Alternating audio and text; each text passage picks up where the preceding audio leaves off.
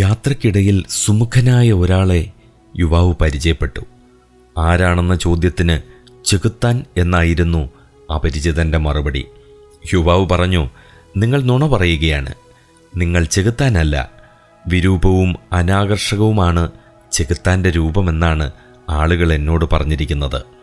ചെകുത്താൻ പറഞ്ഞു, അത് എന്നെക്കുറിച്ച് അപവാദം പറയുന്നവർ പറഞ്ഞു പരത്തുന്നതാണ്. കണ്ണുകൊണ്ട് കണ്ടതിൻ്റെ പേരിൽ കാണുന്നതെല്ലാം സത്യമാണെന്ന് വിശ്വസിക്കുന്നവർ വിഡ്ഢികളും പ്രായോഗിക ജ്ഞാനമില്ലാത്തവരുമാണ്. ഒളിപ്പിക്കേണ്ടതെല്ലാം ഒളിപ്പിച്ചാണ് എല്ലാവരും പുറത്തിറങ്ങുന്നത്. കാപട്യവും വഞ്ചനയും ശീലമാക്കിയവർ തങ്ങൾക്കനുയോജ്യമായ മുഖംമൂടികൾ മാറി മാറി അണിയുന്നുണ്ടാകും.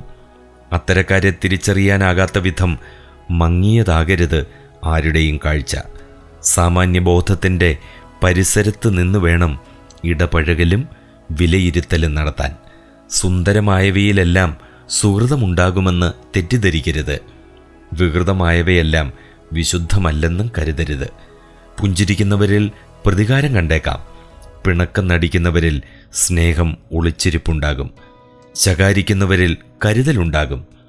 പ്രണയിക്കുന്നവരിൽ പ്രാകൃത സ്വഭാവവും ഉണ്ടാകും. പുറമേ പ്രദർശിപ്പിക്കപ്പെടുന്നവ കാണാനുള്ള കഴിവ് മാത്രമേ കണ്ണുകൾക്കുള്ളൂ. കാഴ്ചയിലൂടെ വലിപ്പം കൂട്ടാനേ കണ്ണടകൾക്കും കഴിയൂ. കാണേണ്ടത് കാണിക്കാനോ കള്ളി വെളിച്ചത്തു കൊണ്ടുവരാനോ ലെൻസുകൾക്ക് കഴിവില്ല. അതിന് നിരീക്ഷണ പാടവവും കാര്യശേഷിയും വേണം. അനുഭവങ്ങളിൽ നിന്നും പഠിക്കണം.